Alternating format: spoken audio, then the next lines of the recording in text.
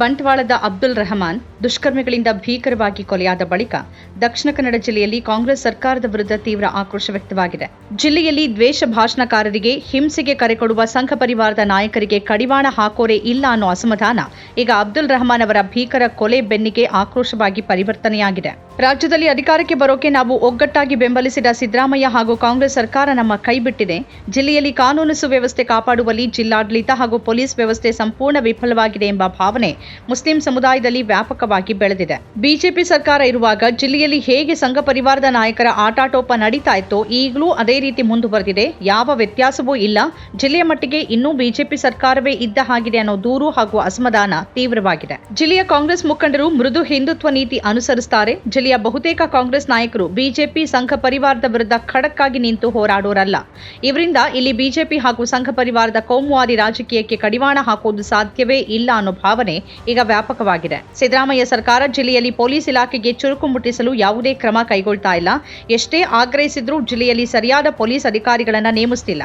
ಸಂಘ ಪರಿವಾರದ ನಾಯಕರಿಗೆ ಜಿಲ್ಲೆಯಲ್ಲಿ ಯಾವ ಕಡಿವಾಣವೂ ಇಲ್ಲದಂತಾಗಿದೆ ಅನ್ನೋದು ಮುಸ್ಲಿಂ ಸಮುದಾಯದ, ಅದರಲ್ಲೂ ವಿಶೇಷವಾಗಿ ಕಾಂಗ್ರೆಸ್ ಅನ್ನ ಬೆಂಬಲಿಸುವ ಮುಸ್ಲಿಮರಲ್ಲಿರುವ ತೀವ್ರ ಅಸಮಾಧಾನ.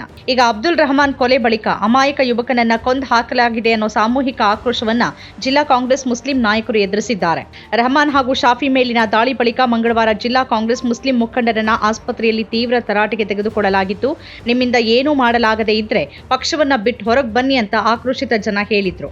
ಸೋಷಿಯಲ್ ಮೀಡಿಯಾದಲ್ಲೂ ರಾಜ್ಯ ಕಾಂಗ್ರೆಸ್ ಸರ್ಕಾರದ ವಿರುದ್ಧ, ಗೃಹ ಸಚಿವರ ವಿರುದ್ಧ, ಜಿಲ್ಲಾ ಉಸ್ತುವಾರಿ ಸಚಿವರ ವಿರುದ್ಧ ವ್ಯಾಪಕ ಅಸಮಾಧಾನ ವ್ಯಕ್ತವಾಗಿದೆ.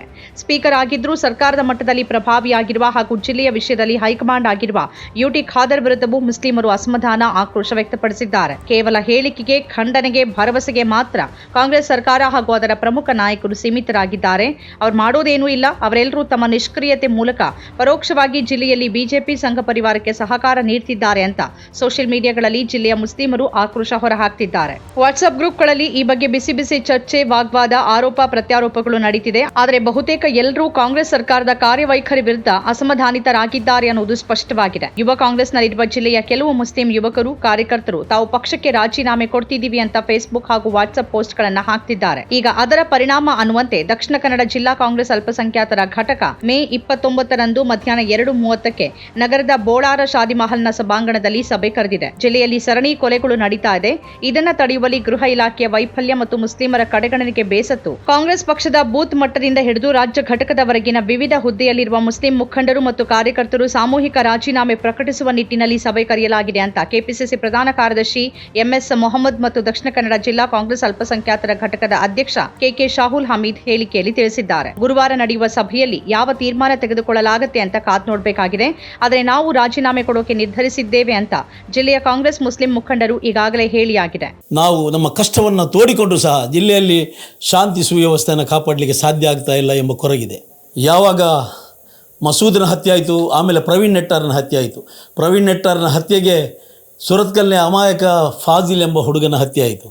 ಆ ಸಂದರ್ಭದಲ್ಲಿ ಇದೇ ಶರಣ್ ಪಂಪೆಲ್ ಬಹಿರಂಗವಾಗಿ ನಮ್ಮ ಹುಡುಗರು ಸುರತ್ಕಲ್ನಲ್ಲಿ ನುಗ್ಗಿ ಹೊಡೆದಿದ್ದಾರೆ ಅಂತ ಹೇಳಿ ಸಾರ್ವಜನಿಕವಾಗಿ ಭಾಷಣ ಮಾಡ್ತಾರೆ. ಆದರೆ ಆತನ ಬಂಧನ ಆಗುವುದಿಲ್ಲ. ಎಲ್ಲ ಬಿಡಿ, ನಿನ್ನೆ ಅಬ್ದುಲ್ ರಹೀಮ್ ಎಂಬ ಅಮಾಯಕ ಯುವಕನ ಹತ್ಯೆ ಆಯಿತು. ಈ ಪ್ರತೀಕಾರದ ಬಗ್ಗೆ ನಿರಂತರವಾಗಿ ಪ್ರಚೋದನಕಾರಿ ಭಾಷಣಗಳನ್ನು ಮಾಡ್ತಾಯಿದ್ರು. ನರಸಿಂಹ ಮಾಡಿ ಎಂಬವ ಗೋಧ್ರಾ ಥರದ ದಕ್ಷಿಣ ಕನ್ನಡ ಜಿಲ್ಲೆಯನ್ನು ಮಾಡ್ತೇವೆ ಅಂತ ಬಹಿರಂಗವಾಗಿ ಹೇಳಿಕೆ ಕೊಟ್ಟಾಗಲೂ ಪೊಲೀಸರು ಬಂಧಿಸಲಿಲ್ಲ. ಭರತ್ ಕುಂಡೇಲ್ ಎಂಬವ ಒಬ್ಬ ಕೊಲೆ ಆರೋಪಿ. ಆತನು ಇದಕ್ಕೆ ಪ್ರತೀಕಾರವನ್ನು ನೀವು ನಿರೀಕ್ಷೆ ಮಾಡ್ತೀರಿ, ರಕ್ತಕ್ಕೆ ರಕ್ತ ಸ್ಟಿಚ್ಚಿ ಹಾಗದಾಗೆ ಮಾಡ್ತೇವೆ ಅಂತೇಳಿ ಬಹಿರಂಗವಾಗಿ ಹೇಳಿಕೆ ಕೊಟ್ಟಾಗಲೂ ಪೊಲೀಸರು ಆತನನ್ನು ಬಂಧಿಸುವುದಿಲ್ಲ. ಮೊನ್ನೆ ಬಜ್ಪೆಯಲ್ಲಿ ಶ್ರೀಕಾಂತ್ ಶೆಟ್ಟಿ ಎಂಬ ನೇರವಾಗಿ ನಾಳೆ 1ಕ್ಕೆ 3 ತೆಗಿತೇವೆ, ಯಾವ ರೀತಿಯಿಂದ ಹೇಳ್ತೇವೆ ಅದು ನಮಗೆ ಗೊತ್ತಿದೆ, ಜಾಗ ಯಾವುದು, ವ್ಯಕ್ತಿ ಯಾರು, ಇದನ್ನು ನೀವು ನಿರ್ಧರಿಸಿ ನೇರವಾಗಿ ಕೊಲೆಗೆ ಸ್ಕೆಚ್ ಮೂಲಕ ಸೂಚನೆ ಕೊಡ್ತಾನೆ. ಒಬ್ಬ ಅಮಾಯಕನ ಹತ್ಯೆ ಆಗ್ತದೆ. ಈ ಸಂದರ್ಭದಲ್ಲೆಲ್ಲ ಪೊಲೀಸ್ ಇಲಾಖೆಯ ಈ ನಿಷ್ಕ್ರಿಯತೆ, ನಿರ್ಲಕ್ಷ್ಯ, ಗೃಹ ಇಲಾಖೆಯ ನಿರ್ಲಕ್ಷ್ಯ ಎದ್ದು ಕಾಣ್ತಾ ಇದೆ. ಇದಕ್ಕೆ ಜನರಿಗೆ ಉತ್ತರಿಸಲು ನಮ್ಮಿಂದ ಸಾಧ್ಯ ಆಗ್ತಾ ಇಲ್ಲ. ನಮ್ಮಿಂದ ಇದಕ್ಕೆ ಜನರಿಗೆ ಉತ್ತರಿಸಲು ಸಾಧ್ಯ ಆಗ್ತಾ ಇಲ್ಲ.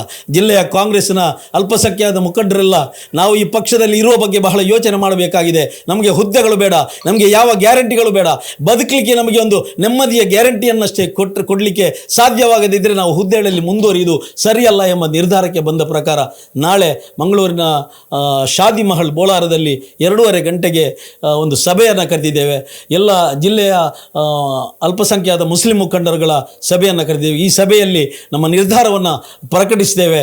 ನಮಗೆ ಬೇಕಾದ್ದು ಇಲ್ಲಿ ಒಂದು ಶಾಂತಿಯ ನೆಮ್ಮದಿಯ ಬೇಕು, ನಮಗೆ ಗ್ಯಾರಂಟಿ ಬೇಡ. ಅವರ ಮೇಲೆ ಈ ಬಾರಿ ಅಷ್ಟೊಂದು ಒತ್ತಡವೂ ಬಿದ್ದಿದೆ. ಈ ಬಾರಿ ಸರ್ಕಾರವನ್ನ ಸಮರ್ಥಿಸಿಕೊಳ್ಳಲು ಅವರ ಬಳಿ ಕೂಡ ಯಾವುದೇ ದಾರಿ ಉಳಿದಿಲ್ಲದಂತಹ ಪರಿಸ್ಥಿತಿ ನಿರ್ಮಾಣ ಆಗಿದೆ. ಹಾಗಾಗಿ ಆಡಳಿತ ಪಕ್ಷ ಕಾಂಗ್ರೆಸ್ನ ಮುಸ್ಲಿಂ ಮುಖಂಡರೇ ನೇರವಾಗಿ ಇದು ಜಿಲ್ಲಾಡಳಿತದ ಪೊಲೀಸರ ವೈಫಲ್ಯ ಅಂತಾನೆ ಹೇಳಿದ್ದಾರೆ. ವಿಶೇಷ ಅಂದ್ರೆ ಸ್ಪೀಕರ್ ಖಾದರ್ ಅವರು ದ್ವೇಷದ ಹೇಳಿಕೆ ನೀಡೋರ ವಿರುದ್ಧ ಪೊಲೀಸ್ ಇಲಾಖೆ ಕಠಿಣ ಕ್ರಮ ಕೈಗೊಳ್ಳುವಲ್ಲಿ ನಿರ್ಲಕ್ಷ್ಯ ವಹಿಸಿರೋದೇ ಅಹಿತಕರ ಘಟನೆ ನಡೆಯೋಕೆ ಕಾರಣವಾಗಿರಬಹುದು ಅಂತ ಹೇಳಿದ್ದಾರೆ. ಇದು ಈ ಬಾರಿಯ ಗಮನಾರ್ಹ ಬದಲಾವಣೆ. ಯಾವುದೇ ಸಮರ್ಥನೆಗಿಳಿಯದೆ ಕಾಂಗ್ರೆಸ್ ಹಿರಿಯ ಮುಖಂಡರೇ ನಮ್ಮ ಸರ್ಕಾರದಲ್ಲಿ ಪೊಲೀಸರು ಸರಿಯಾಗಿ ಕೆಲಸ ಮಾಡ್ತಿಲ್ಲ ಅಂತ ಒಪ್ಪಿಕೊಂಡು ಹೇಳಿಕೆ ಕೊಟ್ಟಿದ್ದಾರೆ. ಇದು ಸರ್ಕಾರದ ಪಾಲಿಗೂ ತೀವ್ರ ಮುಖಭಂಗದ ವಿಷಯ. ಜಿಲ್ಲೆಯ ವಿಧಾನ ಪರಿಷತ್ ಸದಸ್ಯ ಮಂಜುನಾಥ್ ಭಂಡಾರಿ ಅವರು ವಿಪಕ್ಷದವರು ಕೊಡುವಂತೆ ಮುಖ್ಯಮಂತ್ರಿ ಸಿದ್ದರಾಮಯ್ಯನವರಿಗೆ ಮನವಿ ಕೊಟ್ಟು ಜಿಲ್ಲೆಯಲ್ಲಿ ಏನೇನು ಕ್ರಮಗಳಾಗಬೇಕು ಅಂತ ಮನವಿ ಮಾಡಿದ್ದಾರೆ. ಆದರೆ ಈ ಆಕ್ರೋಶ, ರಾಜೀನಾಮೆ ಇದೆಲ್ಲ ಎಷ್ಟು ದಿನಗಳವರೆಗೆ ನಡೆಯುತ್ತೆ ಅನ್ನೋದು ಕೂಡ ಮುಖ್ಯವಾಗುತ್ತೆ. ಕಾಂಗ್ರೆಸ್ಗೆ ರಾಜೀನಾಮೆ ನೀಡಿದ ಬಳಿಕ ಮುಂದಿನ ನಡೆ ಏನು ಅನ್ನೋ ಪ್ರಶ್ನೆ ಕೂಡ ಇದೆ. ನಮ್ಮ ಕಾರ್ಯಕ್ರಮಗಳನ್ನು ನೀವು ನೋಡ್ತಾ ಇದ್ರೆ ನಮ್ಮ ಚಾನೆಲ್ ಅನ್ನ ಸಬ್ಸ್ಕ್ರೈಬ್ ಮಾಡಿ, ಪಕ್ಕದ ಬೆಲ್ ಐಕಾನ್ ಒತ್ತಿ ನಮ್ಮನ್ನ ಬೆಂಬಲಿಸಿ. ಹಾಗೆ ನಮ್ಮ ಕಾರ್ಯಕ್ರಮಗಳನ್ನ ಲೈಕ್ ಮಾಡಿ, ಕಮೆಂಟ್ ಮಾಡಿ, ಅದನ್ನ ಬೇರೆಯವರಿಗೂ ವಾಟ್ಸ್ಆಪ್ ಮೂಲಕ ಶೇರ್ ಮಾಡಿ. ನೀವು ಹೀಗೆ ಮಾಡಿದಾಗ ನಮ್ಮ ಚಾನೆಲ್ ಮತ್ತಷ್ಟು ಜನರಿಗೆ ತಲುಪಲು ನೀವು ನಮ್ಮೊಂದಿಗೆ ಸಹಕರಿಸಿದ ಹಾಗಾಗುತ್ತೆ. ಇದು ನೀವು ಯಾವುದೇ ಖರ್ಚಿಲ್ಲದೆ ಕೆಲವೇ ಸೆಕೆಂಡುಗಳಲ್ಲಿ ನೀಡಬಹುದಾದ ಸಹಕಾರ. ಧನ್ಯವಾದಗಳು.